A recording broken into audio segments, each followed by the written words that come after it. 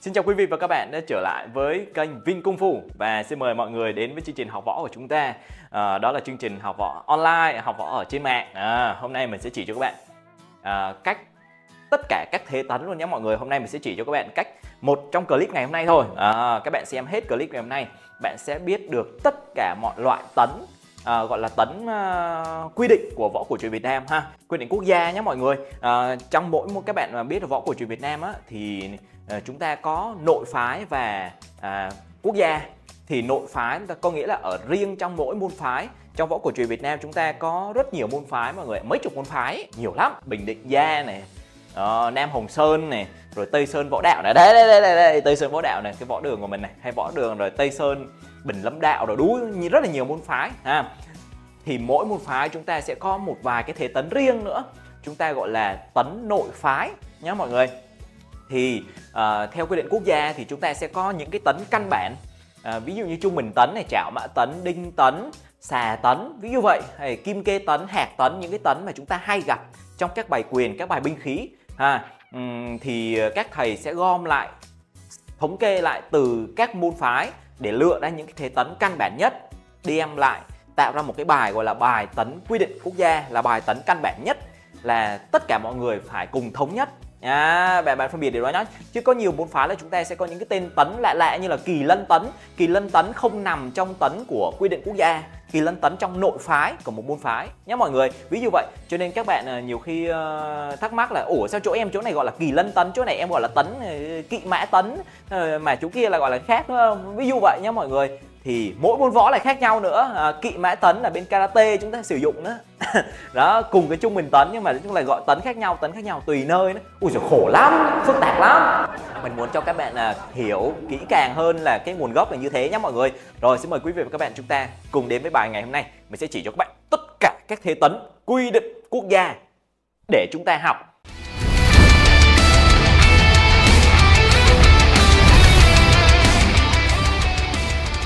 Rồi bây giờ mình sẽ vô bài luôn, là mình sẽ chỉ cho các bạn các thế tấn. Mình sẽ làm thật chậm cho nên các bạn cứ nhẩn nha mà coi nhá, mấy ông đừng có gấp, khổ.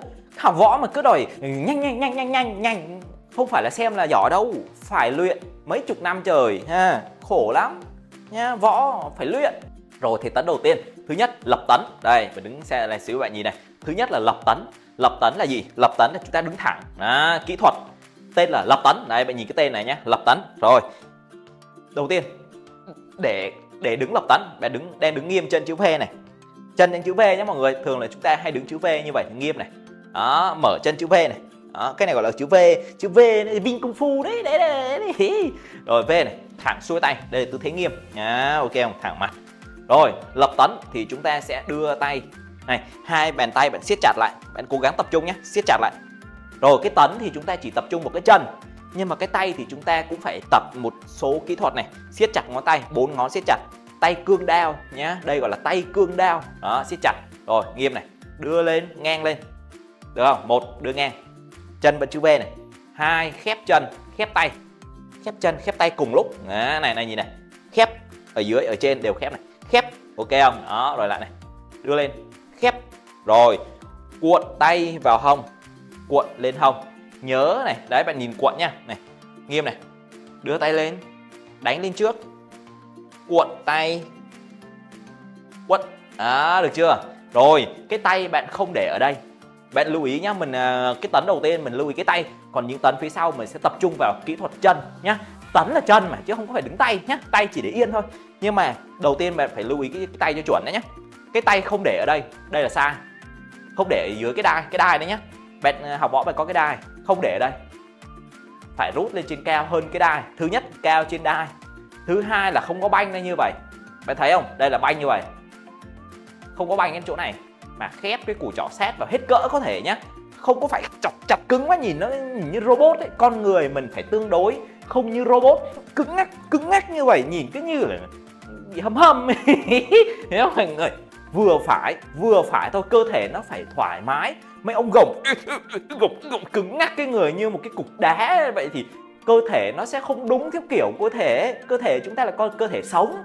Chúng ta cứ khép khép vừa phải nhá, cứ khép mà làm sao thấy chặt là được, khép gọn gàng là được. Đây, chặt gọn gàng. Có những người chúng ta bị cấn cái gì đấy đúng không, cơ bị cấn bị cứng thì chúng ta hơi banh này tí, nhưng mà cứng rồi là được, không sao, cái này không sao. Mai ông đừng có bắt bẻ gớm nhá.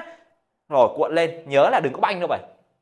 Rồi cuộn lên, rồi nắm đấm đưa hướng hai cái nắm đấm này, hướng hai cái nắm đấm hướng ra ngoài này, đó, ngửa lên.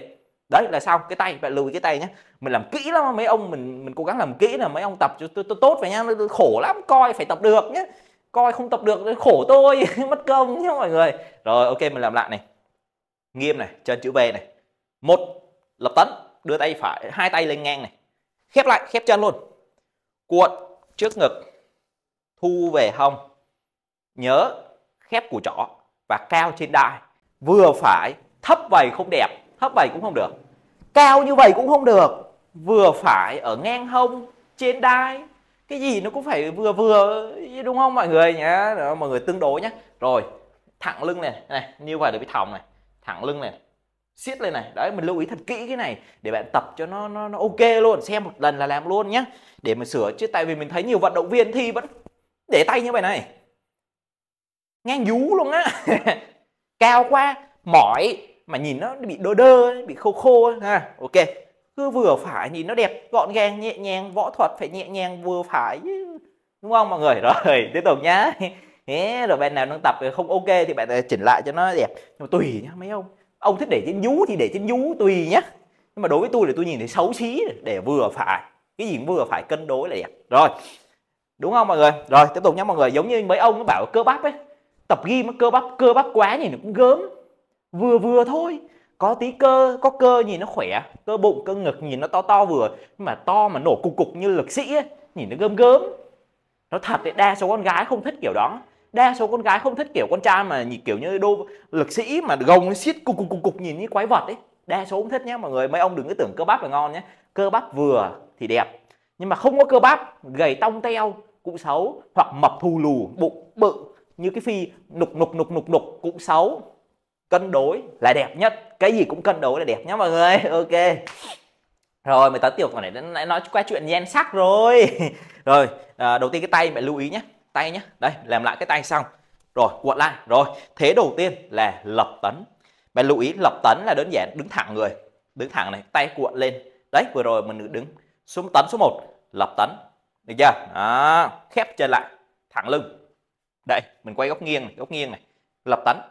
Góc ngang này, bạn nhìn các góc này, lập tấn. Sau lưng này, lập tấn. Được không? Đó, lập tấn. Rồi, tấn số 2 trong võ cổ truyền, miêu tấn. Miêu tấn là tấn con mèo á mọi người. Miêu là mèo ha, mình giải thích cho các bạn luôn này. Rồi, đang lập tấn này, nghiêm này. Giờ chúng ta xuống miêu tấn. Đơn giản là chúng ta khép chân, này, khép hai chân, cuộn tay và chùn gối xuống, chùn đầu gối xuống. Đây gọi là miêu tấn nha. Tấn này ít gặp, trong võ cổ truyền ít gặp nhá. Tấn nào hay gặp mình sẽ nói. Lập tấn bài nào cũng gặp. Chuẩn bị, nghiêm, lập tấn, chào. Đó, lập tấn ngày nào cũng gặp, bài nào cũng gặp. Bắt đầu vô một bài, chuẩn bị, nghiêm, lập tấn. Đó, bắt đầu vào lớp, chào thầy, chào huấn luyện viên, chào cô, phải đứng lập tấn. Vào thi đấu, lập tấn. Bất cứ cái gì võ thuật cũng đều có lập tấn, cho nên lập tấn là tấn hay gặp nhất và thường xuyên hay gặp nhất nhé mọi người. Lập tấn hay gặp nhất. Rồi, tấn số 2, miêu tấn, chùn gối xuống. Ít gặp, hầu như các bài quyền hầu như ít gặp miêu tấn, chùn đầu gối xuống. Dễ không mọi người? Miêu tấn, bạn nhớ nhá, nhìn cái chữ này trên mình ghi này, miêu tấn, chùn gối, quay góc ngang này, lập tấn này, miêu tấn, chùn đầu gối. Dễ không mọi người? Rất dễ. Tấn số 2 rồi đấy, giải quyết xong 2 tấn rồi đấy, sắp xong bài đấy. Đùa. Qua tấn số 3, trung bình tấn là một tấn trong tất cả các bài quyền đều có nha mọi người.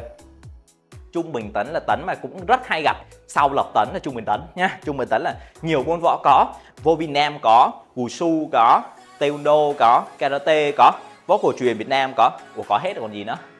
Có mấy cái môn võ gọi chung là các môn võ cổ truyền thì đều có.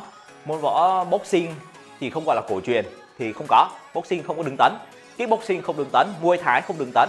Muay Thái thì chúng ta các thế là thể chiến đấu, chứ bảo đứng tấn kiểu võ cổ truyền thì không có đứng kiểu như vậy nhé mọi người.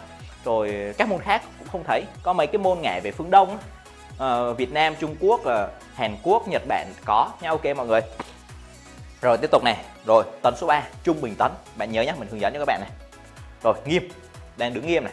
Mình cứ bắt đầu từ thế nghiêm đi nhé. Từ thế nghiêm cho dễ này, nghiêm. Đó, trung bình tấn. Được chưa? Rồi bây giờ bạn khép. Giờ bạn khép chân lại nhé, khép hai chân này. Cái cách đứng xuống trung bình tấn chuẩn nhất. Chuẩn nhất nhé. Để tôi kéo cái quần lên các bạn nhìn cái chân này. Bạn tập trung vào cái chân nhá. Chuẩn nhất là bạn mở 4 lần. Rồi, hai chân khép sát nhau. Đầu tiên, bạn xuống chuẩn nhất nhé. Mở gót chân ra một lần. Lần đầu tiên, một, bạn mở gót chân ra. Ghê không, ghê không? Hai, bạn mở mũi chân ra thành chữ V, V rộng này. Lần số 3 bạn mở gót chân một lần nữa. Đó, mở lật cái gót ra. Bạn nhìn cái thấy chân của mình này, mình kéo quần lên để bạn nhìn thấy cái bàn chân ấy. Này. Chứ khi đứng tấn không cần kéo quần nhé mọi người. Tôi kéo là để mọi người hiểu. Rồi, 4 là bạn mở hai bàn chân cho nó song song nhau. Được chưa? Song song nhau. Sau đó bạn chùn đầu gối xuống. Đây là trên lý thuyết, chùn đầu gối xuống và thẳng lưng. Đây là trên lý thuyết. Nhưng có vấn đề ở đây. Mình thấy có cái sự lấn cấn ở đây. Đấy, mình học cái gì mình cũng phải phân tích, chứ mình không có học theo kiểu mà nói dạ bảo vâng đâu. Thầy nào nói, ngay cả thầy chủ tịch nói, mình cũng vẫn ngồi mình suy nghĩ xem thầy nói đúng hay nói sai. Nói thật thì tôi vặn lại bỏ bu luôn ý. Nhưng mà mình sẽ phân tích. Đây, theo lý thuyết là hai bàn chân song song nhau, mở rộng đầu gối và cuộn rồi đặt chân xuống. Nhưng vấn đề xảy ra, bạn thấy không này, khi đầu gối mình mở ra mà hạ thấp xuống thì cái gì? Bạn thấy cái chỗ này không? Nó bị kênh chân lên. Cái cơ thể, cơ địa nó không bắt, nó không cho phép. Nếu mà bạn bắt đặt bàn chân bằng hết xuống đất mà đầu gối mở rộng ra, mà lưng thẳng xuống, mà hai bàn chân song song nhau, cơ thể nó không cho, trái với cơ thể. Bạn thấy không? Mở cái này ra mà ép cái này xuống làm sao được? Mở cái này ra, cái này phải kênh lên. Cơ thể nó đâu chấp nhận. Đó. Cho nên mình đối với mình tập võ mình sẽ không tập mà làm sao nó kháng cơ thể mà thuận cơ thể. Đó. Vì vậy, theo mình, hơi mở cái mũi chân ra một chút nó sẽ giải quyết được cái vấn đề này. Nó chả ảnh hưởng cái con khỉ gì hết ấy. Nó thật, nó không ảnh hưởng gì hết ấy. Trong bài quyền nó không ảnh hưởng gì hết ấy. Mà mấy ông lý thuyết mình không có quyền sửa, nhưng mà đối với mình sẽ sửa cách tập để cho cơ thể mình nó không bị đau, nó thuận lợi. Đó. Không đứng song song, hơi mở ra một chút. Hơi mở ra thôi nhá, đây song song này. Hơi mở ra một chút, hé ra một chút thôi. Nó sẽ giải quyết được tất cả vấn đề này. Mình vẫn đứng vững, có mất gì đâu nhá. Mà mắc gì mà đứng kiểu kia nó đau đầu gối, đau khớp mà nó bị lật cái chân lên vậy. Đúng không mọi người? Đấy, mình sẽ phân tích kiểu đó. Rồi mình sẽ mở chân ra. Mình lý thuyết kiểu kia, ông nào làm kệ. Tôi là tôi mở chân ra một chút, nó thuận hơn. Này, mở ra một chút, các bạn thấy không? Này, mở ra một chút thì mình đứng nó sẽ gọn gàng. Nó vẫn rộng chân này, bạn thấy không? Nó vẫn rộng cái đầu gối này. Rộng được đẹp này, chân được bằng xuống đất luôn. Mà mũi chân hơi mở ra, nó vững hơn, tôi thấy vững hơn. Cuộn tay, thấy không? Thẳng lưng lên này, đứng tấn thẳng lưng lên. Rộng này đây. Bằng này. Rồi vuông này ra, thẳng lưng. Đây là trung bình tấn, được không? Ok không? Tôi phân tích cho mấy ông để mấy ông cùng tập cho nó dễ hiểu đó mọi người. Đó, mà mọi người thấy ok thì mọi người tập theo, còn không thấy ok thì bạn mà không phải đứng song song. Tùy bạn. Thì tôi không biết nha, tôi cứ bảo vậy. Cho nên mình đâu bảo dám tương đối, mình bảo đâu dám tuyệt đối đâu, mình bảo tương đối. Rồi theo cảm nhận của mình đó, cách tập võ của mình cảm thấy cái nào thuận lợi, thuận tiện, hợp với cơ thể, hợp thì mình tập, không thì thôi, dẹp nhá mọi người. Tôi không có làm tự làm khổ mình đâu. Rồi, tiếp tục với mọi người. Rồi, mình đứng lại trung bình tấn này. Nghiêm. Nghiêm này, bạn nghiêm nhá. Rồi, cuộn tay lên trước này, cuộn tay này. 1, mở gót chân. 2, mũi chân ấy, không phải mũi chân ấy. 3, gót. Được chưa? 4, mở ra, hai bàn chân mở ra, hơi lệch ra xíu, rồi chùn xuống. Đây là trung bình tấn. Thấy nhìn không? Ngon lành, đẹp trai thế này. Đấy, tấn phải ngon lành như vậy, đúng không mọi người? Chứ ông song song cái ông lật cái này lên, nó bị vẩy này. Bạn thấy không? Cái chỗ này nó mở lên này. Rồi nó đau. Đó. Thì giờ cái vấn đề mình phải xử lý. Mình phải dùng cái đầu để mình học võ, chứ mình không có phải nghe ở trên nói sao dưới nghe vậy. Ở trên nói, tôi phải dùng cái đầu tôi suy nghĩ, tôi lọc cái nào đúng hay tôi học, cái nào sai tôi bỏ. Ok không mọi người? Học võ vậy bạn mới giỏi được, chứ học mà cái kiểu mà cứ nói một nghe một, nói hai nghe hai không giỏi được đâu nhá mọi người. Đấy tôi nói thế thôi, nhiều khi mấy thầy, nhiều thầy bảo thủ lắm, nhiều thầy bảo thủ lắm, nói đụng cái là gáy lên ó. Bảo cái thằng này chỉ giỏi bậy nên chỉ giỏi nó bậy. Rồi thôi tiếp tục nhé mọi người. Ui trời ơi gì đâu, mày nhiều các chú học võ đừng nóng tính. Rồi mình giải quyết tấn số 3. Quên, mình cho các bạn nhìn góc ngang, góc sau lưng, 3 góc để các bạn cho nó hình dung cho đủ nhé. Quên, hồi nãy mình nói các bạn á, khi bạn mới tập ấy thì bạn mới mở 1, 2, 3, 4 xuống. Còn quen rồi thì bạn làm một phát xuống luôn. Quen rồi xuống một phát xuống luôn, không có cần 1, 2, 3, 4 nữa nhé.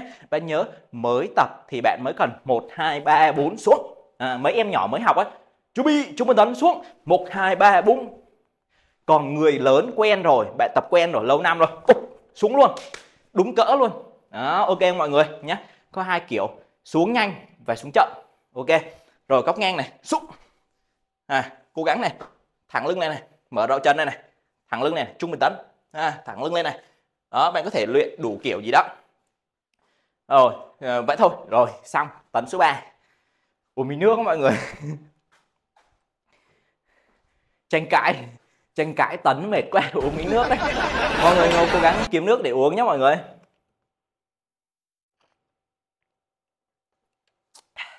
Nói chứ, mình làm sao tập võ phải hướng đến cái việc đó là tập tốt ha. Chứ còn tập dở thì cũng không tốt, cũng không ok đâu ha. Rồi mình qua tấn số 4 là đinh tấn. Mình sẽ chỉ cho các bạn cách đinh này, xong 3 tấn rồi nhá. Lập tấn là đứng thẳng, miêu tấn chùn gối, trung bình tấn mở rộng hai chân vuông góc. Rồi tấn số 4 đinh tấn. Ok, mong mọi người xem clip xong mọi người tập được hết các loại tấn nhé. Cũng mong vậy nhá. Mọi người cố gắng cần thì ghi chép lại nhé. Rồi không thì cứ mở clip lên coi lại, trời clip tôi miễn phí mà. Rồi đinh tấn. Rồi đinh tấn thì nó có hai bên, đinh tấn trái và đinh tấn phải. Rồi đinh tấn là chúng ta đứng này, bạn nhìn này, bước chân này, bạn nhìn nhá, đây để đứng thẳng này. Rồi bước chân trái lên, chùn xuống. Trong võ cổ truyền chúng ta đứng thấp nhá mọi người. Còn võ taekwondo các thứ thì chúng ta có đinh tấn cao, đinh tấn trước cao, đinh tấn trước thấp. Nhưng mà mình nói võ cổ truyền không các bạn lộ. Võ cổ truyền thì chúng ta đứng thấp tấn xuống như vậy, chùn xuống sát như vậy. Anh nhìn nhá, chùn gối này. Rồi từ từ này, tôi nói từng chân một này. Rồi chân sau thẳng đầu gối, chân trước vuông, cuộn tay, được chưa? Rồi ok, bạn lưu ý cái chân trước trong lý thuyết là chúng ta để chéo 45 độ. Có nghĩa là đây nhá, cái chân trước này, cái chân này này. Đây là cái đây nhá. 45 độ là sao? Là nghiêng qua vầy, không để thẳng mà để nghiêng qua vầy. Có nghĩa bạn nhìn này. Bạn nhìn này, như vậy không để thẳng vầy mà là nghiêng qua vầy. Bạn thấy không? Này, không để vầy, nghiêng qua vầy 45 độ. Còn vầy là 90 độ rồi, bẻ 90 độ ngang này. Bẻ ngang 90 độ, để thẳng 0 độ. 45 độ là ở giữa của 90 nhá mọi người. Một nửa đấy. Thì theo lý thuyết là chúng ta sẽ đứng lật nghiêng cái chân ra như vậy. Như vậy bạn nhìn này, bạn nhìn thấy không? Đây, theo lý thuyết là như vậy. Nhưng từ từ tôi nói cái nhưng là tôi lắm chuyện lắm mọi người. Tôi lắm chuyện lắm. Tấn nào tôi cũng ý kiến được với mọi người. Rồi chùn xuống này. Rồi 45 độ lý thuyết này. Đấy, theo lý thuyết bạn sẽ đứng như vậy. Đinh tấn trái, thẳng chân sau, thấp. Được chưa? Rồi đinh tấn phải, tôi chỉ luôn rồi, tôi ý kiến sau cho mọi người đợi tí từ từ. Rồi đinh tấn phải, chùn xuống, nghiêng 45 độ. Đây, 45 độ, chân này. Đã thấy cái chân này không? Nghiêng 45 độ. Ok, rồi. Rồi, cái vấn đề ở đây á, khi chúng ta đứng tấn tại chỗ thì các bạn sẽ đứng chân xéo 45 độ, chân trước. Nhưng khi mà các bạn đánh quyền hoặc là đánh binh khí, đánh binh khí này mọi người, đánh binh khí này, đánh đao kiếm thương trượng các thứ này, hoặc đánh quyền, khi chúng ta phải di chuyển nhanh nhé mọi người, đang chuyển chuyển từ đòn này chuyển liên tục, thì khi các bạn chuyển liên tục, bạn đứng nghiêng 45 độ, nó rất dễ bị chật cổ chân, rất dễ bị bong gân. Bạn biết tại sao không? Khi các bạn bước lên nhá mọi người, bước lên đinh tấn mà bạn bước nghiêng cái chân như vậy, bạn nghiêng cái chân xéo như vậy, bạn chùn xuống nó rất dễ lật cái chân co vầy. Bạn thấy không? Lật cái chân co vầy gọi là lật sơ mi đấy mọi người, hay còn gọi là bị bong gân, đúng không mọi người? Khi đang bước lên đinh tấn thì mình phải xoay thẳng cái bàn chân, xoay thẳng bàn chân, nó sẽ có cái ức chân, cái ức chân nó sẽ gồng lại, giữ lại lực cơ thể. Lực cơ thể đang lao tới thì cái chân phải bước thẳng như vậy, thẳng như vậy thì nó mới giữ được cái lực lao tới. Còn nếu bạn nghiêng qua vậy, bạn bước lên một cái, nó sẽ lật và bạn sẽ bị bong gân. Ok không? Đấy, tôi lại ý kiến rồi. Vì vậy trên lý thuyết chúng ta sẽ xoay 45 độ. Còn trong thực tế khi đánh quyền, đánh binh khí không có 45 độ gì hết. Nếu đứng 45 độ bạn bước lên một cái là bạn bị lật sơ mi liền, bị bong gân liền. Bỏ, dẹp cái vụ 45 độ qua bên dùm mình nhé. Đứng thẳng chân luôn. Đứng thẳng chân luôn. Ok không mọi người? Nhớ nhá, sửa. Tôi không có quyền sửa, nhưng mà tôi sẽ sửa cái cách tập của mình. Và các bạn nghe hợp lý thì bạn nghe theo mình ha. Còn ông nào thôi không, phải đứng 45 độ mới đúng, thì ông cứ làm cái việc của ông. Còn mình sẽ đứng thẳng chân, bước lên, xoay qua, nó sẽ vững mà ra đòn, vững. Quan trọng phải ra đòn hiệu quả, phải chất lượng, phải có lực, phải có nhanh. Ông đứng lật đá cái chân xuống bong gân nhá mọi người. Mình sẽ lưu ý điều đó. Rồi, và mình sẽ không đứng 45 độ, mình sẽ bước lên thẳng chân. Đây, thấy cái gì hay thì mình phải học, mình phải rút kinh nghiệm nhé mọi người. Thẳng này. Đây, đinh tấn, thẳng với luôn. Không có 45 độ gì hết đấy. Thẳng với luôn.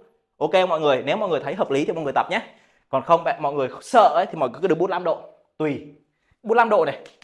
Đứng yên thì ông nói làm gì? Võ thuật có đứng yên đâu. Võ thuật là phải di chuyển. Ông nào đứng như cái bao đám, bao cát cho bạn đứng đâu, đúng không? Rồi, nhớ nhá mọi người. Đấy là mình lưu ý cho các bạn. Ok, để mọi người lưu ý. Mỗi cái tấn mình sẽ phân tích cho các bạn, để các bạn hiểu cái nào đúng và cái nào hợp lý và nó không hợp lý nhé. Học phải suy nghĩ, học mà cứ nói sao nghe vậy là khổ lắm ha. Ok, mọi người thấy mình phân tích ok thì các bạn cho chàng pháo tay nhé. Nói chứ nhiều người bảo thủ không có sửa đâu. Học sao là phải như vậy, mấy chục năm trời sai không sửa đâu. Mình cảm thấy nó không hợp lý nhưng mà không dám ý kiến. Khổ vậy sao giỏi. Mình cảm thấy nó lấn cấn là mình phải ý kiến liền.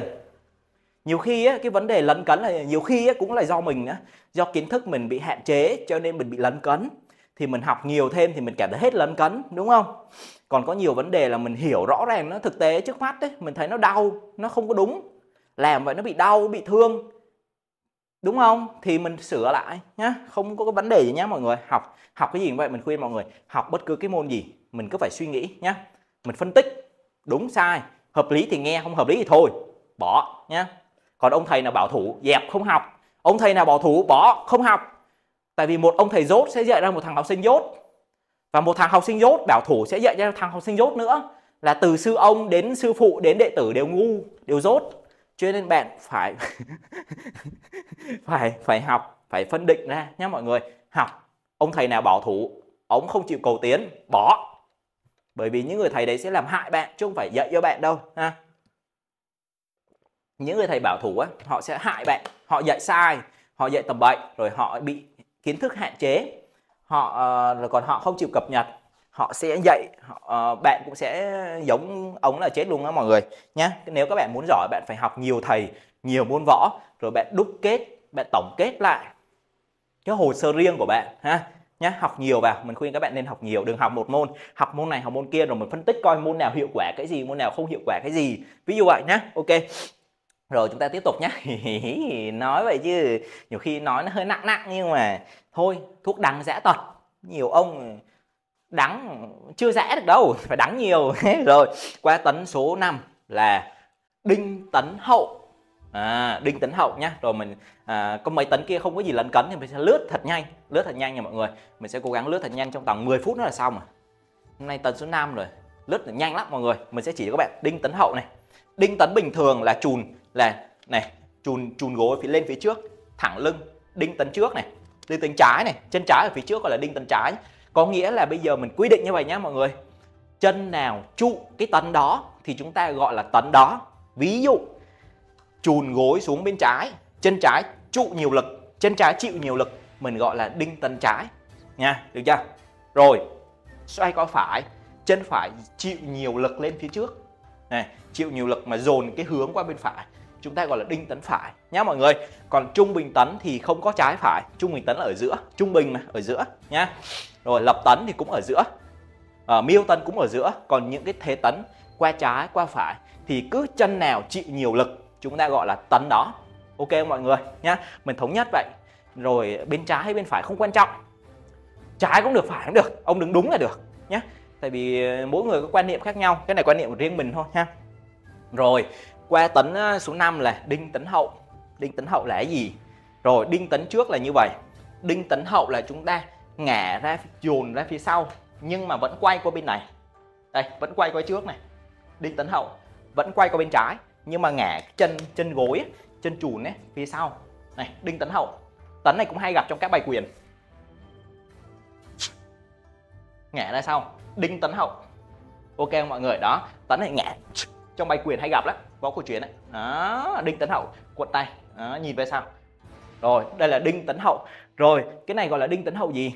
Chân phải dồn nhiều thì chúng ta gọi là tấn phải nhá. Này, đinh tấn hậu phải thì chân phải dồn nhiều, chịu nhiều lực, chân này chịu nhiều lực, đinh tấn hậu phải. Thực ra bạn có thể gọi là đinh tấn hậu trái bởi nhìn qua bên trái, đúng không? Nhưng mà nãy mình nói đấy, mình thống nhất cho nó gọn gàng. Cái này không quan trọng nhé, không quan trọng, bên nào cũng được, trái phải tùy. Nhưng mà mình dồn qua bên phải nhiều, cái chân phải chịu lực, mình gọi là tấn phải. Ok mọi người nhé. Rồi, đinh tấn hậu trái thì sao? Đinh tấn hậu trái ngả về chân trái nhiều, ngả về chân trái, xoay qua, nhìn qua phải. Đinh tấn hậu trái. Đó, mai mốt học bài quyền này. Được chưa? Đó, học đao á. Học đao kiếm này. Học đao kiếm này mọi người. Học đao kiếm mình sẽ có những cái thế như thế này, đinh tấn hậu. Được chưa? Đinh tấn hậu, đinh tấn bình thường. Đinh tấn hậu. Đinh tấn bình thường. Đinh tấn hậu. Đó, bạn thấy ghê không? Tấn này hay gặp nhá, bạn nên tập kỹ. Rồi, tiếp tục đinh tấn hậu xong số 5. Qua số 6. Rồi, chúng ta qua âm dương tấn. Âm dương tấn, rồi, âm dương tấn. Âm dương này, âm dương tấn phải thì chân ngả chân phải nhiều hơn nhá. Rồi, bạn đứng trung bình tấn này. Sau đó mở cái chân trái ra.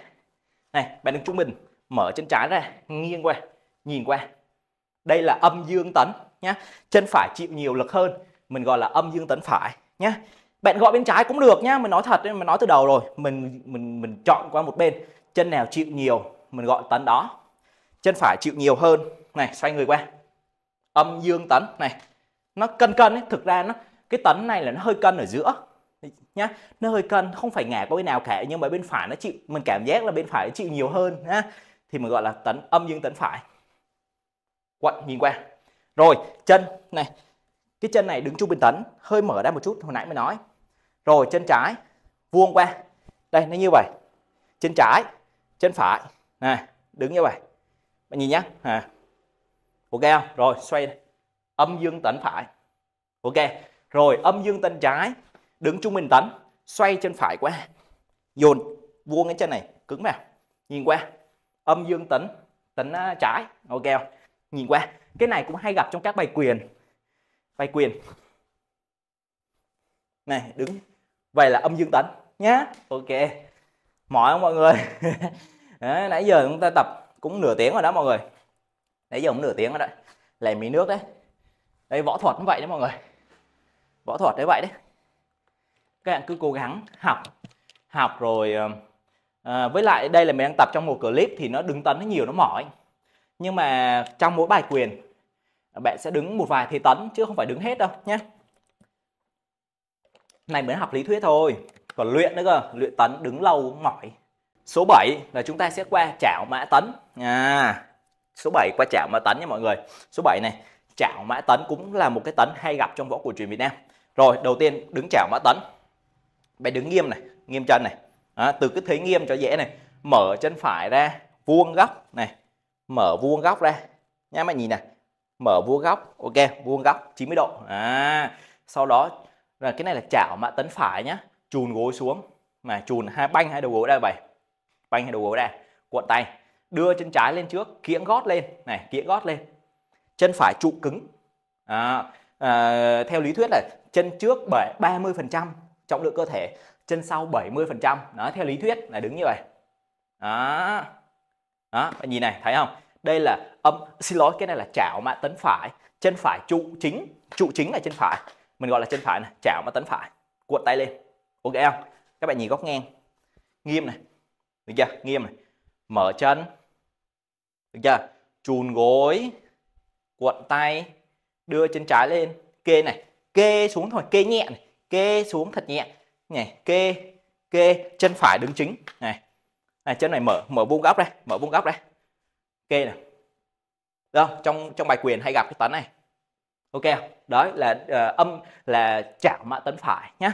Chảo mạ tấn trái chúng ta làm tương tự ngược lại, nghiêm, mở chân trái ra vuông góc, được chưa? Vuông góc này, chùn gối, cuộn hai tay, đưa chân phải lên trước, kê nhẹ này, kê nhẹ xuống, nhớ là kê nhẹ nhá, chứ mấy bạn chưa quen đứng như vậy này. Đây này, cái này lỗi sai là những bạn mới học võ hay đứng như vậy này, bị dồn lên trước, dồn này, nó bị người nó cứng như vậy này, đó là sai.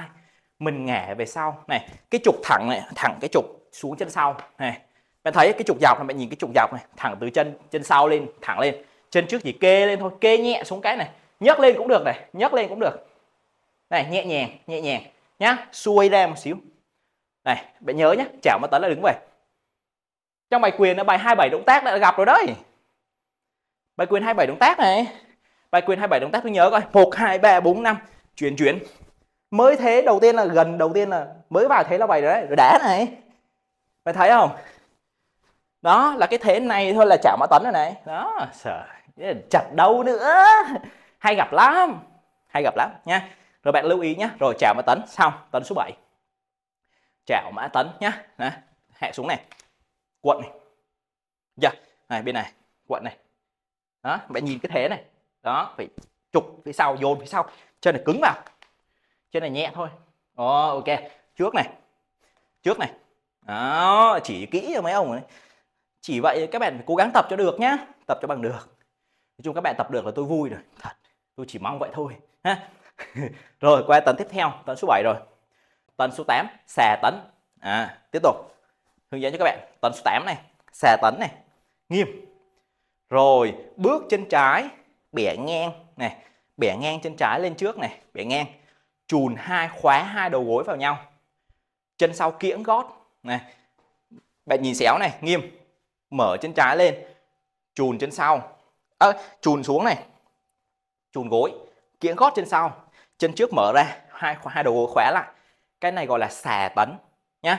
Thì cái chân phải đang trụ này, chân phải trụ gọi là xà tấn phải, trụ chân phải. Rồi bên trái ngược lại này, đứng thẳng này, mở chân trái lên này, hai chân khóa chéo nhau vậy, bạn nhìn nó hơi chéo nhau này, khóa xuống, được chưa? Khóa xuống. Rồi cái này là xà tấn trái nhé. Rồi bạn nhìn góc ngang này, nghiêm, bước chân phải lên bẻ ngang, rồi chùn xuống, đó, kiễng gót chân sau lên, hai cái chỗ khớp đầu gối khóa vào nhau, chạm vào nhau, gần chạm vào nhau này. Đây là xà tấn trái, được chưa? Rồi xà tấn phải thì chúng ta bước chân trái lên, chùn gối chân phải, xà tấn phải. Đấy, được chưa? Tấn này cũng hay gặp trong các bài quyền võ cổ truyền đấy mọi người. Chùn xuống này, khóa xuống, khóa xuống, khóa xuống, đó, khóa xuống, đó. Đây gọi là xà tấn. Tấn số 9 chúng ta sẽ đứng kim kê tấn. Rồi các bạn chú ý, nghiêm, kim kê tấn, mình giải quyết cho xong bài luôn nhé. Hơi lần cấn với cái tấn đầu, tấn sau thì nó nhanh. Rồi tiếp tục, kim kê tấn, co chân lên. Đây bạn nhìn góc ngang dễ nhìn này, co chân trái lên. Này là kim kê tấn phải, chân phải đứng trụ thì gọi là tấn bên phải, kim kê tấn phải. Rồi kim kê là sao?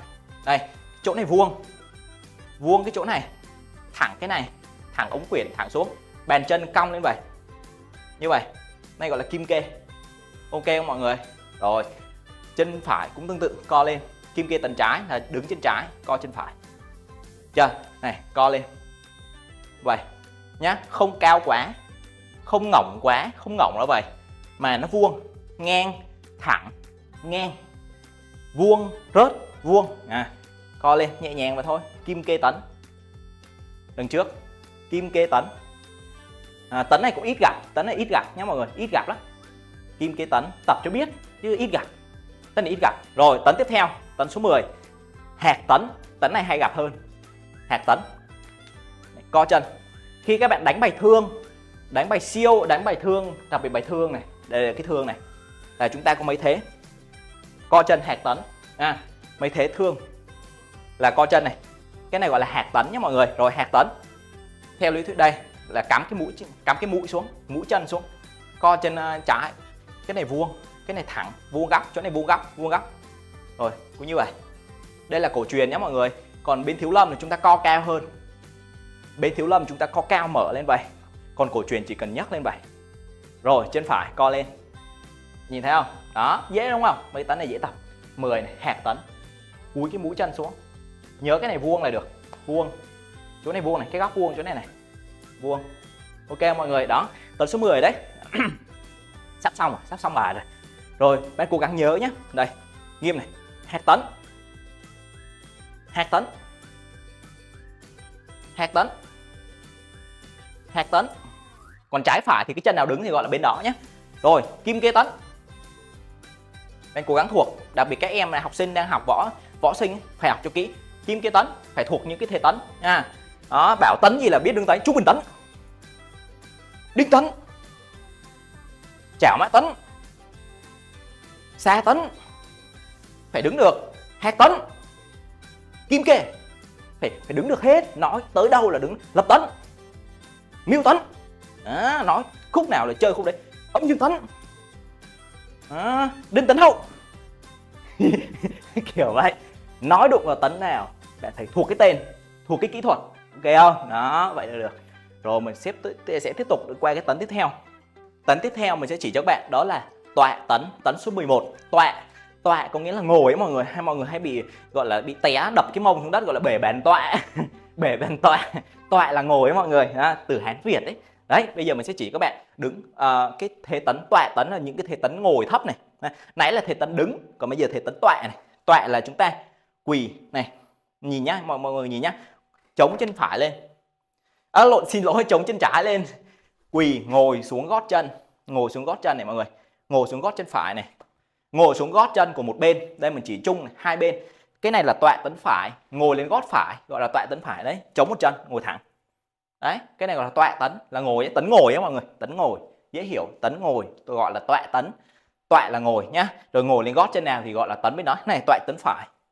Rồi tọa tấn trái thì chúng ta ngồi lên gót chân trái, chống chân phải lên. Tọa tấn trái. Dễ hiểu không mọi người? Đấy, ngồi thẳng lên. Nhá, đây là tọa tấn. Ok, tấn này cũng ít gặp lắm, mấy bài quyền quy định hầu như cũng không thấy. Có vài thế cái bài 27, 36, 45 có thế chém xuống. Thì tấn tiếp theo tọa quy tấn là nửa ngồi nửa quỳ. Nửa ngồi nửa quỳ. Này, bạn nhìn nhá, nửa ngồi nửa quỳ là như thế này. Chống cái gót chân lên. Ngồi lên gót chân. Như vậy. Này, hồi nãy là úp xuống, nãy úp xuống luôn. Nãy ngồi bẹp xuống luôn, bẹp cái chân xuống. Này, ngồi bẹp là tọa. Còn bây giờ tọa quy tấn, chống cái chân lên, ngồi lên gót, nó kênh lên một tí này, nó kênh cái này lên. Nha, khác nhau nhá. Này khác này. Đây là tọa quy tấn. Tọa quy tấn phải. Rồi tọa quy tấn trái. Tọa quy này giờ mình dịch có thể là quy giống quỳ ấy, mọi người dễ hiểu. Quy là quỳ ấy. Nửa quỳ nửa ngồi ha. Tọa quy là như vậy. Tọa quy trái này. Tọa quy phải này. Dễ hiểu không mọi người? Còn tọa là bẹp xuống luôn, bẹp chân xuống luôn là bẹp tọa. Kê là một tí. Đó, là tọa quy. Đấy, bạn nhớ phân biệt nhé. Nó hơi bị rối nhưng mà bạn cứ liệt kê ra bạn học thì nó thuộc rồi thì nó quen rồi, nó không sao nhé. Nhớ. Tấn tiếp theo. Số mấy rồi, quên bả rồi. Rồi, tấn tiếp theo. Mình đến số mấy nữa ta mọi người? Số 9 là kim kê này. Số 10 là hạt tấn này. Số 11 là tọa này. 12 là tọa quy này. Bây giờ là 13 là quy tấn. 13 quy tấn. Quy là quỳ mọi người. Nói vậy cho dễ hiểu. Quy quỳ cho nó dễ hiểu. Là quỳ cái chân. Một chân trống, một chân quỳ. Này, chân này quỳ, thẳng lưng lên. Này, chân này quỳ này. Bạn thấy cái chân này quỳ không? Quỳ úp chân xuống thẳng. Đây là quy tấn. Quy tấn phải. Rồi quy tấn trái thì quỳ chân trái. Chân nào quỳ gọi là tấn đấy. Quy tấn trái. Này, quỳ này. Được chưa? Mọi người thấy không? Chống chân này, chống vuông chân này. Đấy, vừa phải thôi. Cái này vừa phải này. Đấy, nhìn cho đẹp đẹp trai này. Quỳ xuống giống mấy ông quỳ cầu hôn ý. Rút ra, đút để đấy, tập quỳ trước đi. Rồi, đó. Quy tấn. Đó, 13 là quy tấn. Sắp xong rồi mọi người, còn 1-2 tấn nữa xong rồi. 14 hạ mã tấn. 14 là hạ mã tấn. Mấy cái tấn này ít gặp nhé. Tấn quy này thì có thể tấn này gặp trong bài 36 động tác này. Bài 27 chứ. Chém này. Hạ xuống chém này, xong đứng lên chào. Động tác cuối cùng của bài 27 động tác là quy tấn, tọa quy tấn. Đó, bạn thấy không? Rồi, mình qua tấn 13 rồi qua tấn 14 hạ mã tấn nhé. Tấn số 14 là hạ mã tấn. Hạ mã tấn là bạn nhìn này. Còn sắp xong rồi. Hạ mã tấn là bây giờ mình quay góc ngang bạn dễ nhìn này. Bạn nhìn nhá. Đây, chống một chân như thế này. Một chân mở ngang đầu gối ra vậy, không quỳ, không phải vầy. Hồi nãy là vầy. Còn bây giờ mở ngang ra. Ok như vậy. Cái này quỳ vậy nó vững hơn. Ngồi vậy nó nhổm, không hợp lý. Quỳ đầu gối xuống. Hạ mã tấn. Này, chân trái quỳ thì gọi là hạ mã tấn trái. Hạ mã tấn phải, quỳ chân phải xuống, mở ngang. Đây, hạ mã tấn phải. Ok không? Đó, dễ tập đúng không? Đưa một chân lên trước, quỳ một chân, quay người. Đây, lên trước, hạ mã tấn. Hạ mã tấn. Đó, bạn dễ tập không? Dễ, dễ như ăn kẹo. Rồi, hạ mã tấn. Hạ mã tấn, chân này quỳ thì gọi là chân trái, hạ mã tấn trái. Ok, rồi sắp xong rồi mọi người. Tấn tiếp theo 14 rồi, tấn 15 là hổ tấn. Bạn nhìn nhá, còn 3 tấn nữa. 15, 16, 17. Rồi, hổ tấn là đứng sao? Hổ tấn nghe ghê đúng không? Nhưng mà giống như đinh tấn, chùn chân sau xuống. Đây, bạn đứng giống đinh tấn này. Đinh tấn, đứng xuống. Nhưng hổ tấn, này, cái chân trước thì rồi chân sau này chúng ta chùn xuống. Đinh tấn là thẳng chân này, thẳng chân sau. Còn hổ tấn là chúng ta chùn chân sau xuống như vậy, sát xuống như vậy, hổ tấn. Rồi chân trước chúng ta bẻ chéo 45 độ giống đinh tấn này, đây là hổ tấn. Nhưng mà nãy mình nói đấy, cái vấn đề mà lý thuyết thì cứ bảo đứng chéo, tôi để thẳng luôn. Đứng chéo nó dễ bị lật sơ mi lắm mọi người. Để thẳng, chùn chân sau xuống, đây hổ tấn. Hổ tấn trái, hổ tấn phải, chùn chân xuống, hổ tấn. Được chưa? Này, xéo chân, chùn lên xuống. Phân biệt đinh tấn là thẳng, hổ tấn là chùn, hổ tấn. Được không? Rồi chùn xuống. Đó, dễ không mọi người? Tấn số 16 xà tấn hậu. Còn 2 tấn nữa là xong. Xà tấn hậu và ngoại tấn là xong bài nhé mọi người. Cố gắng một xíu nữa sắp xong rồi. Cố lên mọi người, sắp xong rồi ha. Nói liên tục cũng đuối đấy mọi người. Xong rồi. Xà tấn hậu là các bạn chú ý này, xà tấn hậu này. Giờ đứng sao cho mọi người dễ hiểu đây. Rồi, bước chân phải lên, chùn gối xuống như thế này, xoay người qua. Đây là xà tấn hậu. Xà tấn trước là mình nhìn như vậy, mình nhìn qua hướng trước, xà tấn trước này, xoay người ra sau, xà tấn hậu. Này, nhìn hơi khó này, bạn nhìn nha. Để chân trái như vậy, bước chân phải ra phía sau, đưa lên trước, chùn gối, xoay người. Ok không? Đây các bạn nhìn xét, đây là xà tấn hậu. Được chưa? Xà tấn hậu thì chân, bây giờ cái chân trái chúng ta trụ cứng này, chân trái chúng ta trụ cứng gọi là xà tấn hậu trái. Rồi, ngược lại xà tấn hậu phải, chân phải cứng này, gồng cứng chân phải, xoay người ra, xà tấn hậu phải. Dễ không mọi người? Khóa 2 đầu khớp đầu gối vô, khóa 2 khớp vô, khóa 2 khớp vô, xoay ra sau gọi là xà tấn hậu, hậu là sau, xoay ra sau, xà tấn hậu. Được chưa? Rồi, tấn cuối cùng 17 là ngoại tấn. Ngoại là chúng ta có thể hiểu là nằm. Tấn nằm nhé mọi người, tấn này cũng ít gặp ha. Rồi, chúng ta sẽ nằm chơi đi, mệt quá rồi giờ nằm. Đuối quá rồi. Ngoại tấn, nằm xuống. Chống tay, co chân, bẻ ngang như vậy. Đây, ngoại tấn phải, nằm qua bên phải này. Co chân trái lên. Tay trái mở đặt xuống, tay phải nắm đấm, gồng cứng lên. Co lên nhìn qua thế thủ này, giống như chuẩn bị đá mọi người. Ngoại tấn phải. Rồi, nằm qua bên trái. Ngoại tấn trái. Co lên. Co một chân lên, chân này cũng co. Không duỗi ra vậy, mà là co lại, hai chân đều co. Chân này bẻ ngang này, giống thế thủ đá mọi người. Ngoại tấn trái. Ok không? Đó. Rồi ok, vừa xong là chúng ta vừa tập xong 17 thế tấn trong võ cổ truyền Việt Nam. Đó, mệt không mọi người? Mệt chưa? Chúng tôi mệt lắm. 17 thế tấn nhá, mình sẽ gom hết tất cả đấy 17 thế vừa rồi chúng ta vừa học ở trong cái clip ngày hôm nay. Thì các bạn cố gắng xem thật chậm, mình sẽ ghi cái tên rồi mình nói phân tích thật kỹ đấy mọi người. Rồi nếu các bạn cần thì các bạn tua đi tua lại cái đoạn mà bạn cần xem nhé.